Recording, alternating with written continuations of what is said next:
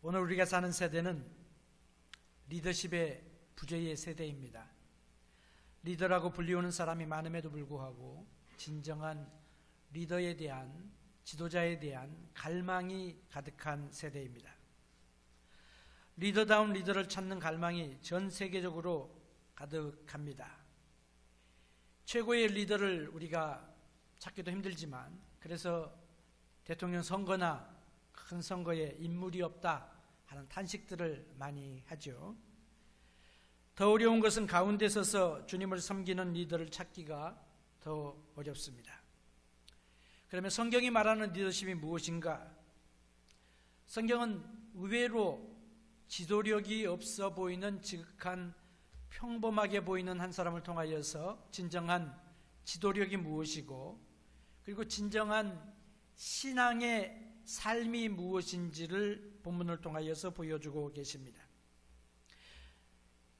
오늘 리더십의 마들은 누구냐? 성경에 나오는 한 여인인데 요한나라고 하는 여인입니다. 요한나는 성경이 그에 대해서 많이 말씀하고 있지 않습니다. 직접 이름이 거명이 되는 것은 오늘 본문, 사실 본문은 10절 한 절 말씀인데, 그 말씀에 보면 요한나라고 하는 이름이 두 번째로 나옵니다.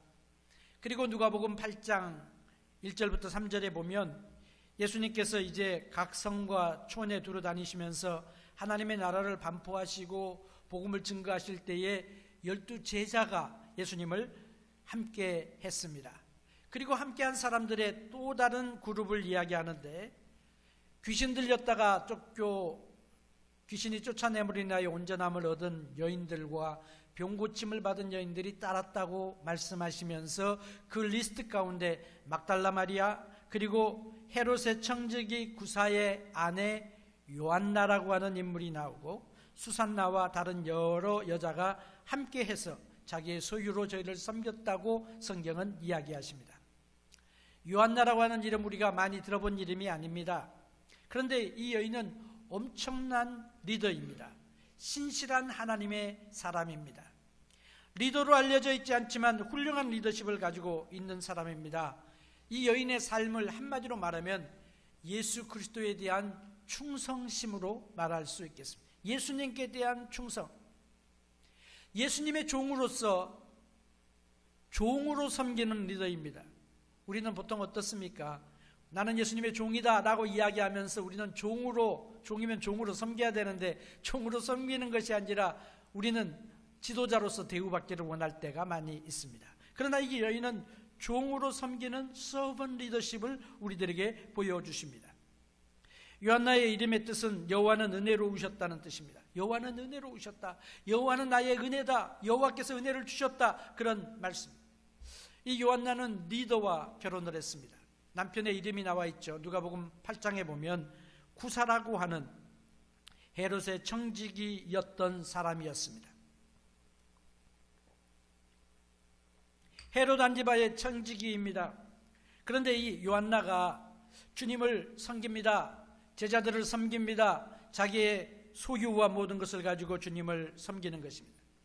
오늘 요한나의 삶을 우리가 보면서 진정한 리더십이 무엇인가, 정말로 하나님께서 원하시는 신앙생활의 모습이 무엇인지를 말씀을 통하여 발견하고, 그런 삶을 우리도 사모하며 살아가게 되기를 진심으로 소원합니다.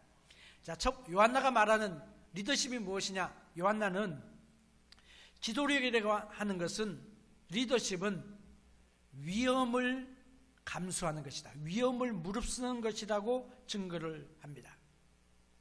요한나가 결혼한 여인이죠. 구사라고 하는 남자와 결혼을 해서 생활을 합니다. 이 구사가 누구냐? 헤롯의 청지기라 성경은 말하고 있습니다. 헤롯에게서 봉급을 받는 사람입니다. 헤롯이, 여기 말하는 헤롯이 누구냐? 성경에 여러 명의 헤롯이 나오죠.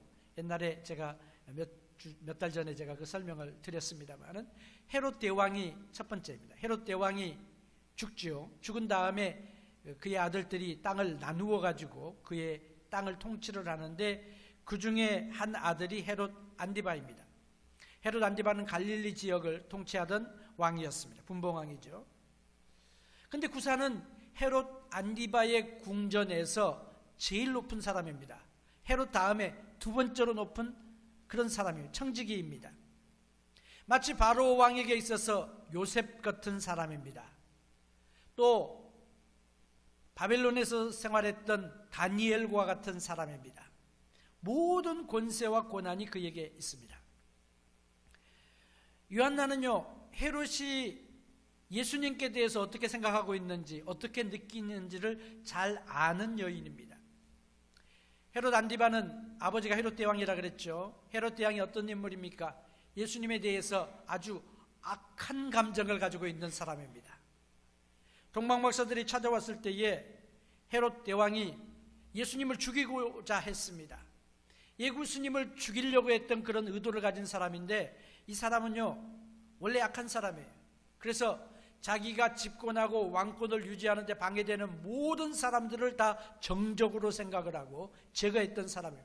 자기의 사랑하는 아내를 죽였습니다. 자기의 장자도 죽였습니다. 자기의 차자도 죽였습니다. 자기의 삼촌도 죽였습니다. 눈에 거치는 사람들은 다 죽여. 심지어 죽을 때 뭐라고 예언했느냐? 내가 죽은 다음에 이 아들 보니까, 자기 신하들이죠, 나를 위해서 통곡에 줄 것 같지 않다. 다 죽여라. 그랬던 사람이에요.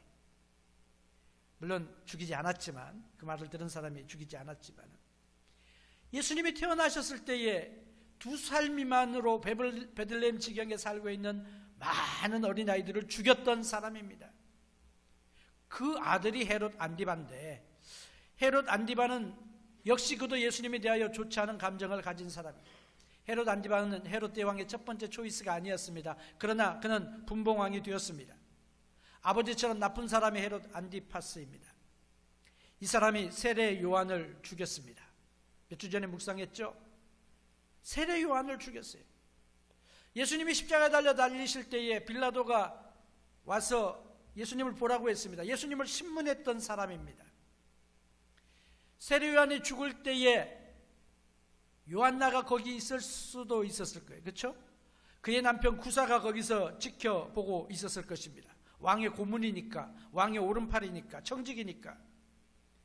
요한나는 예수님을 따라가는데 어떤 자기의 위험이 있을 수 있다고 하는 사실을 잘 아는 여인이었습니다. 지혜로운 여인이었습니다. 세례 요한의 목을 잘랐던 헤롯 안디바가, 그 세례 요한이 소개한 분이 누구냐면 예수님이거든요. 예수님을 따라서 예수님의 공동체를 요한나가 섬기고 있다라고 하는 사실을 안다면, 더군다나 자기의 소유를 가지고 제자들을 따라다닌다고 하는 그것이 알려지면 위험할 수도 있습니다. 세례 요한의 목을 자른 헤롯 안티파스가 요한나의 목을 자를 수도 있는 거예요. 단판에. 이 요한나는 예수님을 따라가는데 세례 요한의 죽음을 보고도 주님을 따라가는 것입니다. 리더십이 무엇입니까? 지도력이 무엇입니까? 참다운 신앙생활이 무엇입니까? 그것은 내가 옳다고 하는, 성경 말씀이 옳다고 하는, 주님이 하라고 하신 것을 믿고 행하는 생활이 신앙생활입니다. 내가 올바를 믿는 것으로 인하여, 말씀을 믿고 순종함으로 인하여 나에게 위험이 오든지 위험이 오지 않든지, 아니면 내가 그것 때문에 지불해야 될 나의 대가가 있는지, 희생이 있는지, 고난이 있는지 없는지, 그거 관계하지 아니하고 주님을 따라가는 것이 리더이고, 주님을 따라가는 것이 신앙생활의 본질적인 모습입니다. 지도자가 되기를 원하십니까? 위험을 두려워해서는 안 되네. 위험을 감수해야 되는 것입니다. 내가 리더가 됨으로 인하여 잃어버릴 수 있는 것들이 있습니다. 많은 사람들은요, 오늘 이 세상에 사는 많은 사람들이 리더로 불리우기를 원합니다. 나를 좀 누가 리더로 안 세워주나 하는 그런 마음이 있습니다. 리더가 되기를 원합니다. 리더의 권세를 내가 누리기를 원합니다. 폼을 잡습니다. 그러나 리더가 감당해야 될 위험은 감당하려고 하지 않는단 말이죠. 리더의 모습이 뭐예요? 신앙의 모습이 무엇입니까? 그것은 유명하여지는 것이 우리의 우선순위가 되어서는 안 됩니다. 내가 사람들의 인기나 여론을 얻는 것이 우리의 목적이 돼서는 안 됩니다. 정치인들이 그거 잘하잖아요. 그래서 여론조사해가지고 사람들이 이렇게 생각한다 그러면 거기 딱 마음을 바꾸고 그리 정책을 정하고. 주님을 섬기는 건 그게 아니란 말이에요. 우리가 다른 사람을 섬기기 위해서, 하나님의 사람으로 쓰임받기 위해서 포기해야 되고 위험을 감수해야 될 것들이 있습니다. 리더가 경험하는 위험들이 뭐가 있습니까? 반대를 받을 수 있습니다. 책망을 받을 수 있습니다. 내가 섬기는 분의 책망을 받을 수 있습니다. 내가 앞장서서 이끌어가는 사람들의 책망을 받을 수가 있습니다. 인기를 잃어버릴 수가 있습니다.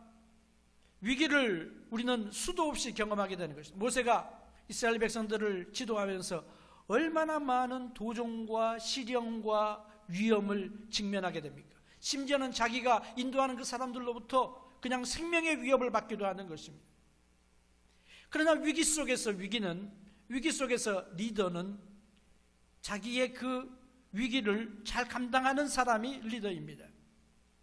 위기 속에서 참 신앙인은 자기의 신앙의 능력과 역량이 어려움을 통하여 나타나게 되는 거예요. 해결되는 거예요. 모세는 위기 속에서 하나님 앞에 엎드립니다. 모세는 위기 속에서 자기의 교만함을 드러내지 아니하고 하나님 앞에서, 백성들 앞에서 하나님이 주신 온유함을 드러냅니다. 다니엘과 그 세 친구는 신앙생활 때문에, 우상에게 절하지 않는 것 때문에, 왕의 신상에 절하지 않는 것 때문에 위기가 올 것이라는 것을 알았습니다. 풀물불이 올 것을 알았습니다. 그런데 위기 속에서 그들은 신앙을 지킵니다. 위기 속에서 기도합니다. 그리고 풀물불을 하나님의 능력으로 이겨 나가는 것입니다. 성공이 어떻게 우리에게 찾아옵니까? 비즈니스 성공하시는 분들, 여러분 또 여러 가지 삶의 성공을 경험하신 분들 잘 아시잖아요. 내가 단 한 번 희생했다고 성공이 오는 것 아닙니다. 성공은 전 생애에 걸친 희생을 통하여서 이루어지는 것입니다. 마찬가지로 성공적인 리더의 생활은, 성공적인 신앙인의 생활은 희생이 동반이 된다고 하는 것입니다. 오늘 세워지는 일꾼들, 또 우리 세우는 분들을 세우는 우리 일꾼들 모두가 주님을 위해서, 하나님 나라를 위해서 위험을 개의하지 아니하는 담대한 사람들 되시기를 주의 이름으로 축복합니다. 두 번째로 요한나의 리더십이 뭐냐? 요한나는 지도자라고 하는 것은, 리더는 비슷한 말이지만 대가를 지불한다고 하는 사실을 가르쳐 줍니다.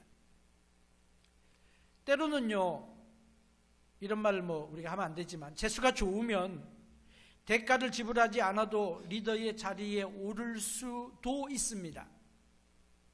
신앙생활을 시작합니다. 그리고 우리는 이 기회 저 기회를 통하여 리더라고 하는, 그런 지도자라고 하는 앞장서는 사람으로서의 세움을 받을 수가 있습니다.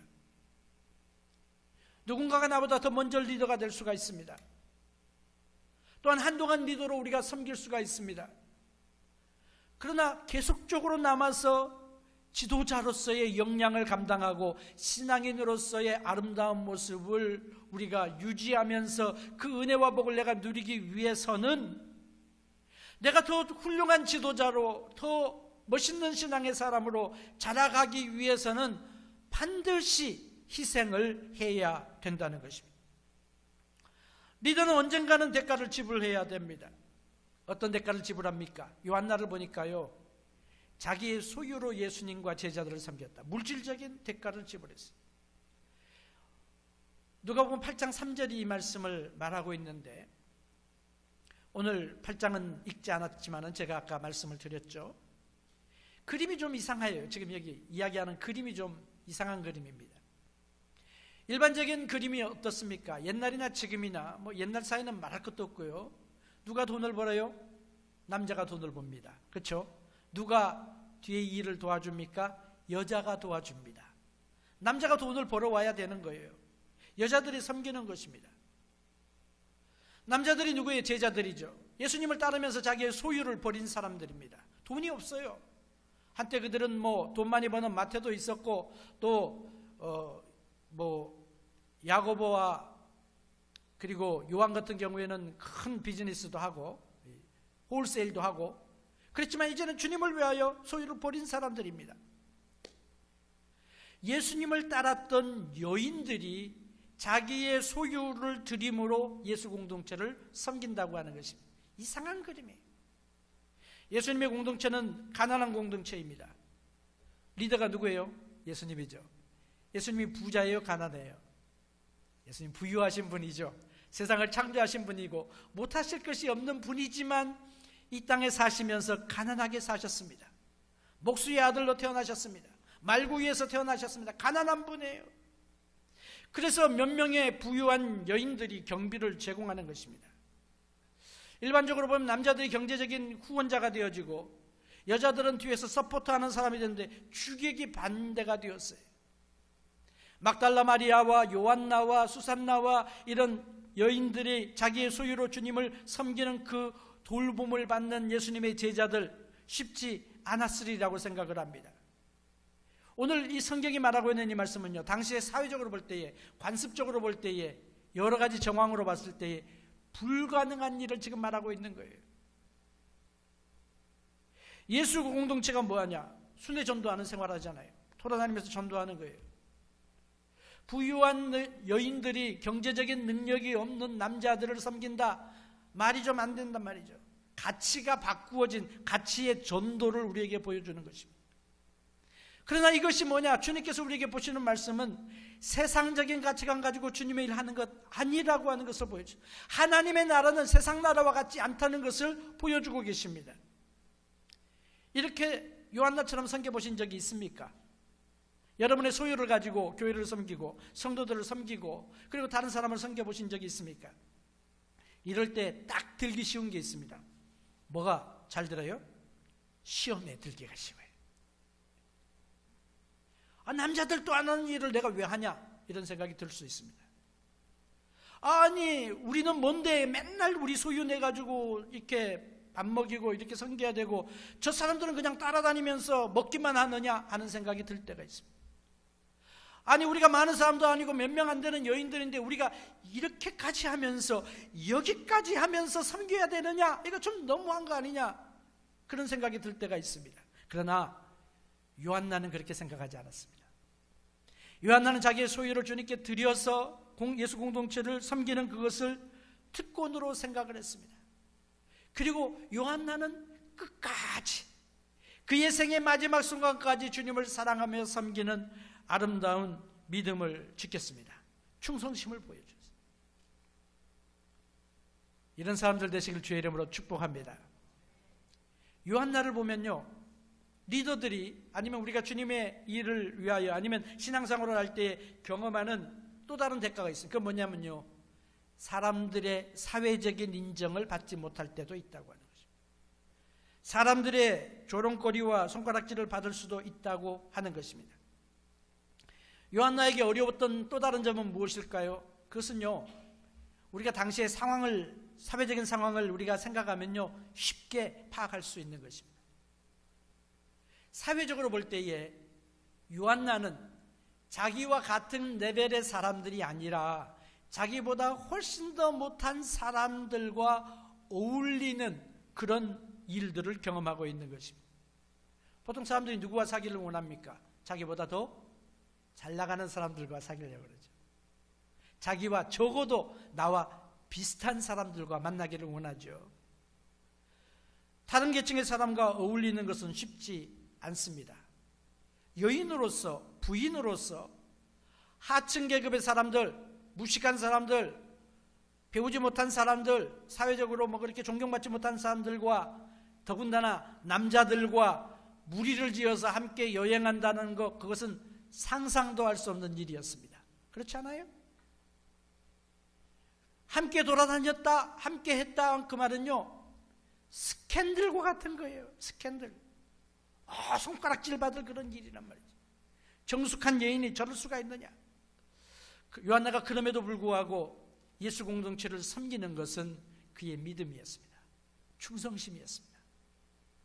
더 나아가서 사회적으로 다른 계층의 사람들과 함께 하는 것입니다. 요한나는 누구라고요? 헤롯의 청지기 구사의 아내라고 했습니다. 헤롯의 오른팔입니다. 요즘 말로 하면 재무장관과 같은 사람이에요. 그냥 재무장관은 마음대로 돈 씁니까? 요즘에 못 쓰죠. 그러나 옛날에 청지기들은 마음대로 좌지우지할 수 있는 모든 권세가, 권한이 청지기에 있었습니다. 공직자인 구사가 어떻게 자기의 소유를 자기 아내가 들여서 예수님을 위하여 쓰게 했을까? 여기에 대한 생각을 아마 하시는 분이 계시겠죠. 여러 가지 이야기들이 있지만 그 중에 한 가지 파시빌리티만 이야기하면 요한복음 4장에 보면요, 예수님께서 두 번째 표적을 행하십니다. 첫 번째 표적은 가나에서 물을 포도주로 바꾸는 거죠.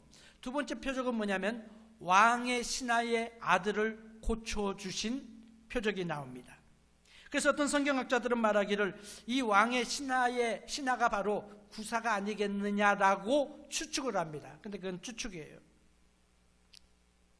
설사 그렇다고 할지라도, 그거 인정한다고 해도 결혼을 했는데 가정을 돌봐야지, 그렇죠?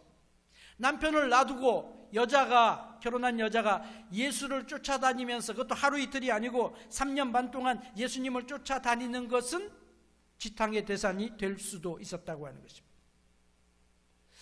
예수를 믿는다고 하는 것은요, 때로는 손가락질도 받을 수 있음을 말하고 있습니다.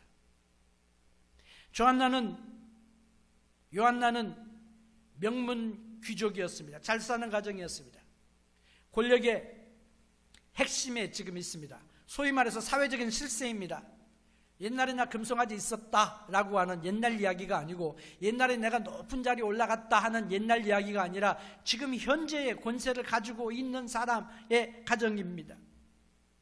그런데 실세인데, 권력자인데 예수님을 따름으로 인하여 상대하는 사람들이 달라졌어요. 상대하는 사람들이 누굽니까? 막달라 마리아. 아까 제자들 이야기했잖아요. 무식한 제자들, 싸우는 제자들, 잘나지도 않은 것들이 서로 잘났다고 하는 그런 제자들, 예수님 오른편에 앉겠다 왼편에 앉겠다 막 싸우는 그런 제자들, 아주 이런 한심한 친구들을, 말을 좀 막 하지만은 그런 한심한 사람들을 지금 마르다와 그 요한나와 막달라 마리아와 이런 사람들이 섬기고 있는 거예요. 또 같이 일하는 동역자들이 누굽니까? 막달라 마리아가 누구죠?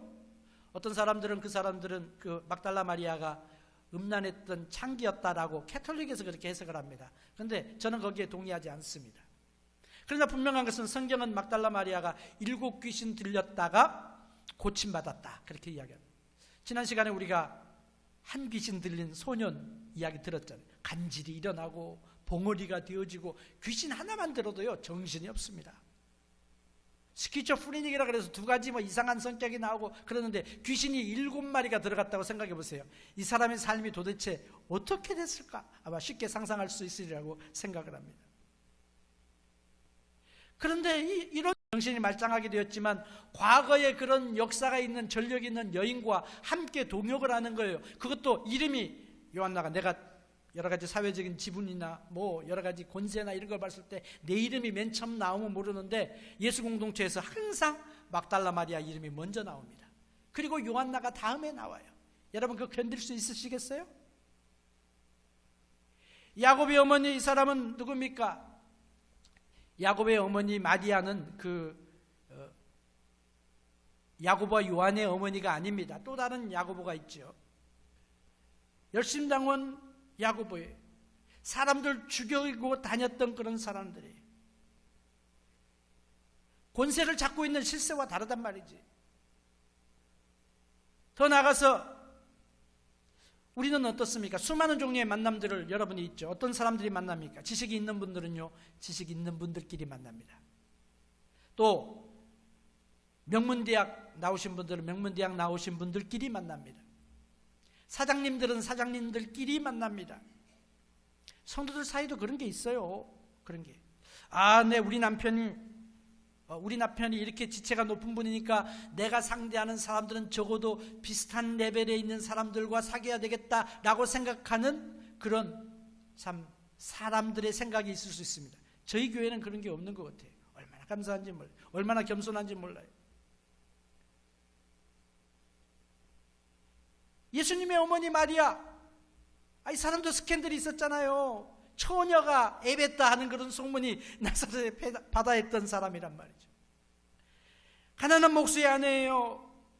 가난한 시골의 여인입니다. 나사렛에서 무슨 선한 것이 나겠느냐 할 정도로 그런 수준의 사람인데, 궁궐의 여인도 아니고 황제의 부인도 아닌 이런 사람들을 함께 동역하는, 이 사람과 함께 동역하는 거예요. 여러분 같으면 뭐라고 생각했어요? 수준이 맞겠다 그랬겠어요? 수준이 안 맞겠다 그러셨겠어요?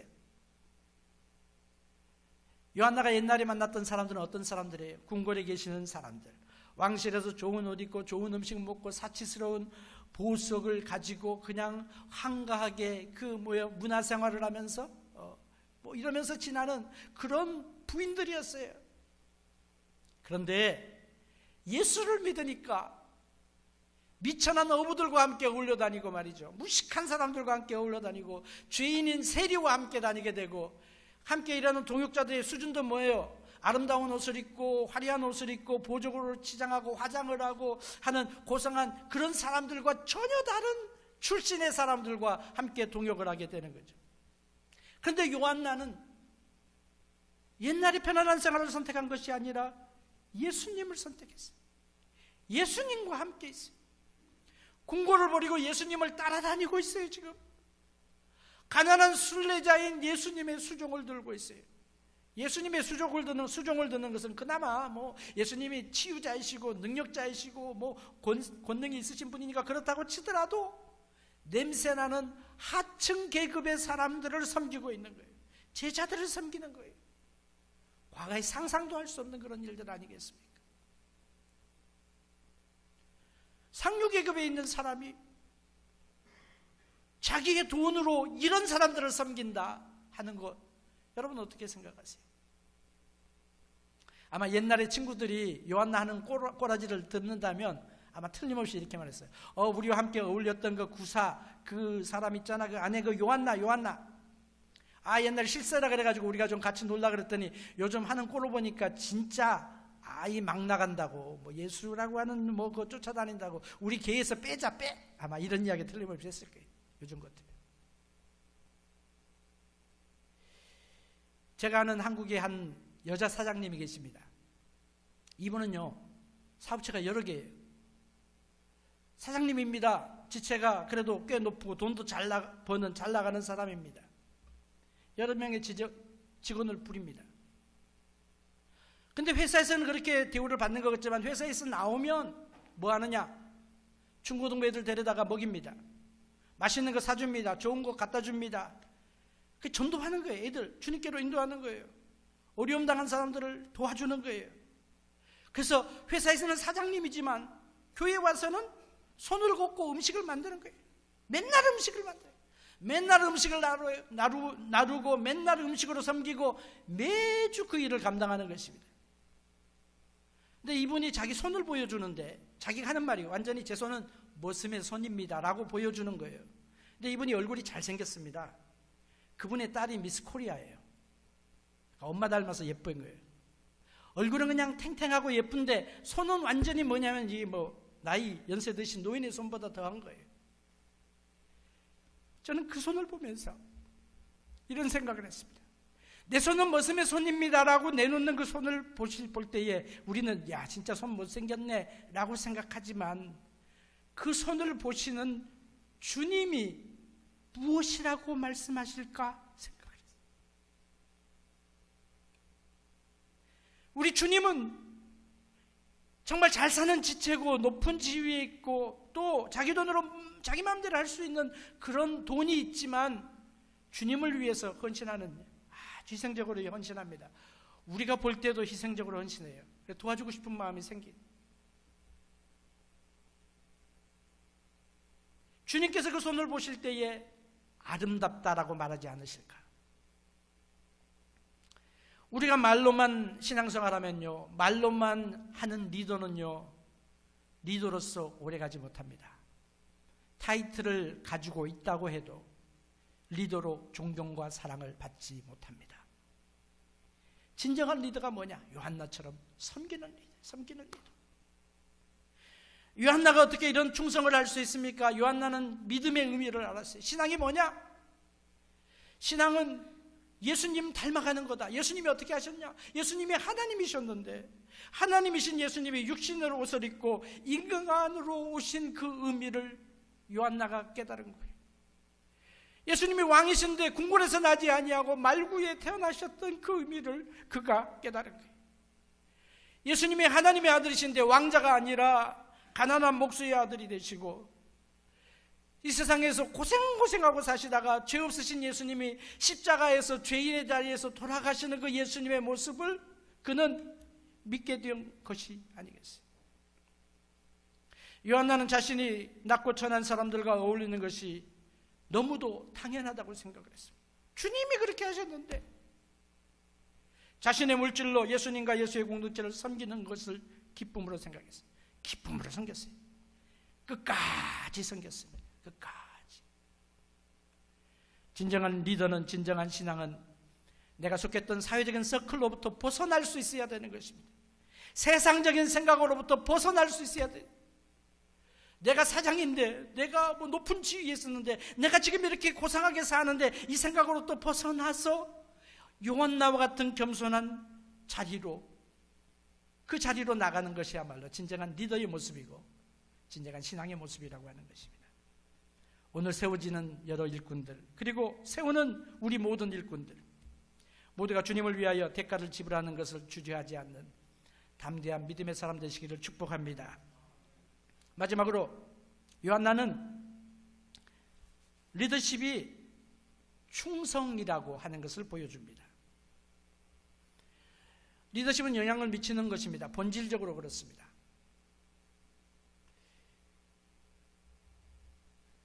영향을 미치는 것인데 대부분의 사람들이 다 영향력을 가집니다. 그런데 두 가지 영향력을 우리는 보여줍니다. 하나는 긍정적인 영향력을 보여주는 사람이 있습니다. 하나는 부정적인 영향을 보여주는 사람이 있습니다. 어떤 사람은 다른 사람을 기쁘게 하고, 어떤 사람은 다른 사람을 주님께로 가깝게 인도하고, 어떤 사람은 야, 저분은 너무 참 귀하다, 정말 헌신적으로 수고하신다 라는 리더십을 보여주는 사람이 있는가 하면, 어떤 사람은 왜 저럴까 하는 생각을 들돌아가는, 아니면 시험 들게 하는 그런 리더십이 있을 수 있다고 하는 거예요. 우리는 우리 주변에 있는 사람들에게 영향을 미치는 거죠. 그게 리더십의 본질적인 시작입니다. 나의 가정에서부터 영향을 미칩니다. 내 주변에 있는 사람들에게 영향을 미칩니다. 그리고 그것이 시간이 되면, 때가 되면 하나님께서 나를 그 자리에서 더 높은 영향력을 미칠 수 있는 자리로 나를 옮겨주시는 것입니다. 요한나는 헤롯의 왕국에 영향을 미쳤습니다. 성경에 보면요, 헤롯의 왕가에서 예수를 믿은 사람들이 많이 있습니다. 그 중에 몇 가지만 한번 찾아보겠습니다. 헤롯의 젖동생 마나엔이라고 하는 사람이 있어요. 사도행전 13장 1절. 사도행전 13장에 보면요, 안디옥 교회, 거기에 선지자들과 교사들의 명단이 나옵니다. 선지자들과 교사의 명단이 나오는 가운데서 이렇게 소개하는 사람이 있습니다. 분봉왕 헤롯의 젖동생 마나안과 사울이라, 그렇게 말했어요. 분봉왕 헤롯왕 젖동생 마나안이 누구냐? 그 말은요, 이렇게 설명해요.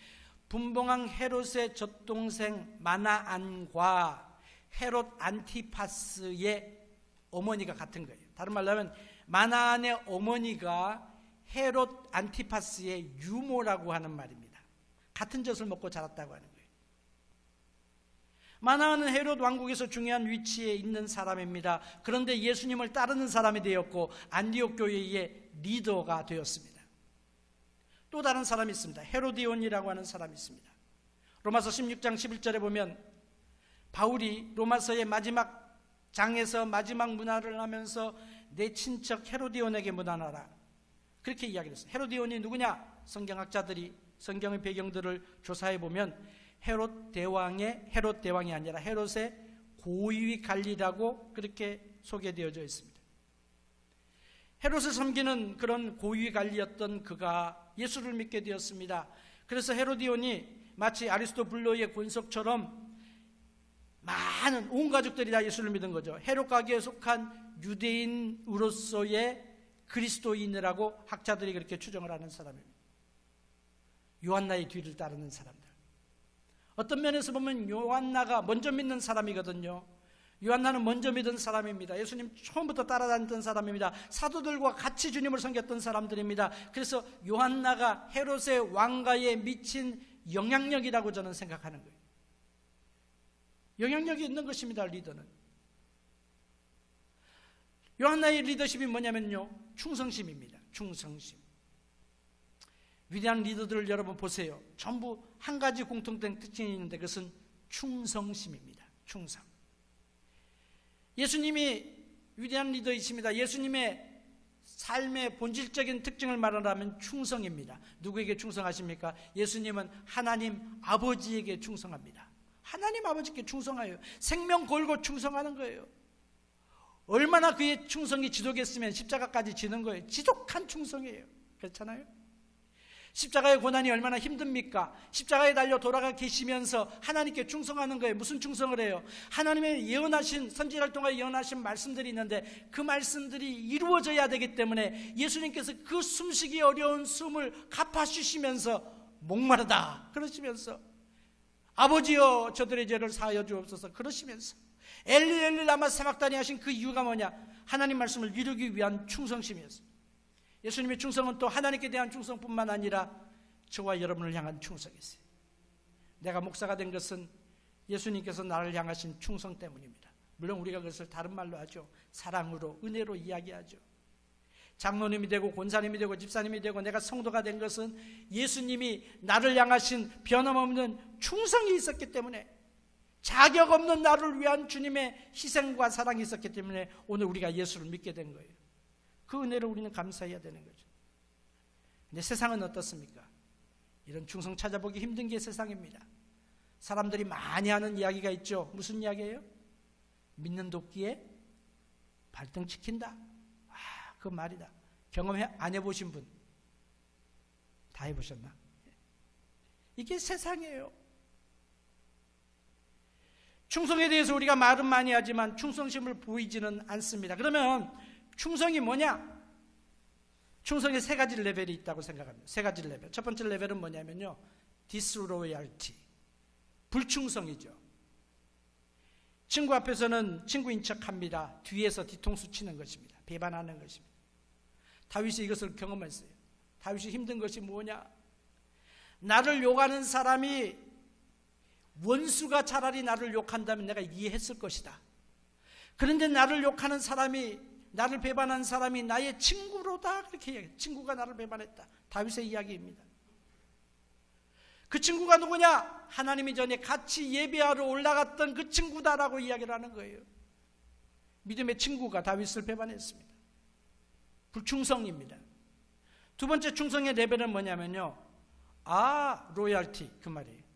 이건 좀 번역하기가 쉽지가 않죠. 로얄티, 그것은 뭐냐면은 충성, 그런 의도예요. 충성, 그게 뭐냐면 말은 충성이지만 충성인지 아닌지 모르는 충성이에요. 다른 사람이 나에 대해서 나쁜 말을 합니다. 근데 이 친구는 나를 대해서 나쁜 말을 하지 않습니다. 그렇다고 해서 나를 배반하는 것도 아닙니다. 그러나 다른 사람이 나를 배반할 때, 다른 사람을 나를 향하여 공격할 때, 다른 사람이 나에 대해서 나쁜 말을 할 때, 다른 사람이 나에 대해서 막 이렇게 할 때에 나를 위하여 말하여 주지 않는 사람입니다. 다른 사람이 나를 비판할 때 나를 변호해 주지 않는 사람입니다. 그리고 나한테 와서 이렇게 말합니다. 당신에 대해서 다른 사람들이 요렇게 말합니다 라고 말해주는 사람입니다. 그러면 내가 당신에게 이런 말 해줬으니까 난 당신의 친구라고 하는 말을 듣고 싶어하는 모습이죠. 누가 여러분에게 와서 그 말을 하신다면 여러분이 무슨 말을 하시겠습니까? 아마 이런 이야기를 하실 거예요.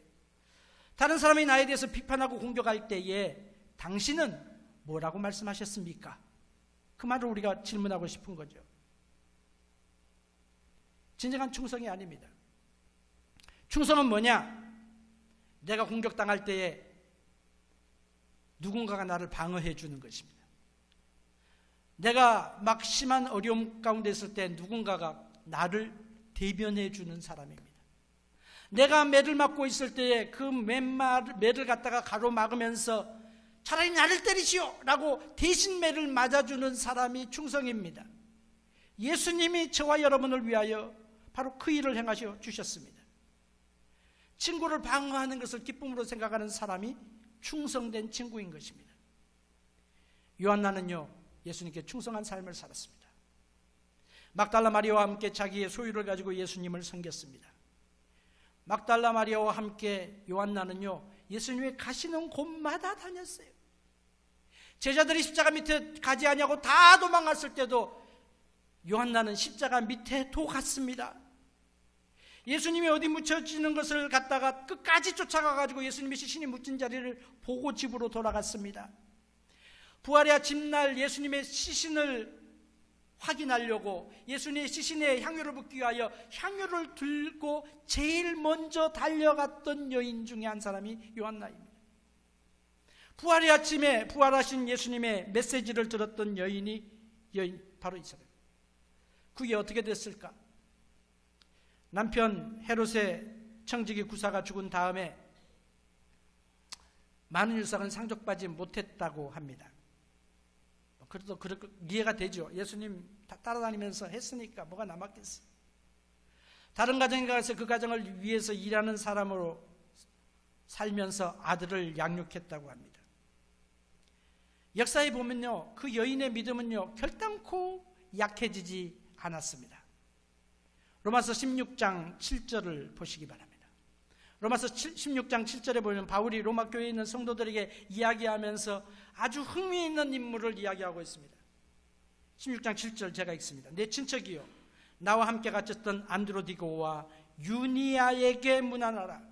저는 사도에게 유명히 여김을 받고 또한 나보다 먼저 그리스도 안에 있는 자라 라고 이야기를 했습니다. 여기서 유니아가 누구냐? 유니아는 라틴 말입니다. 주니아.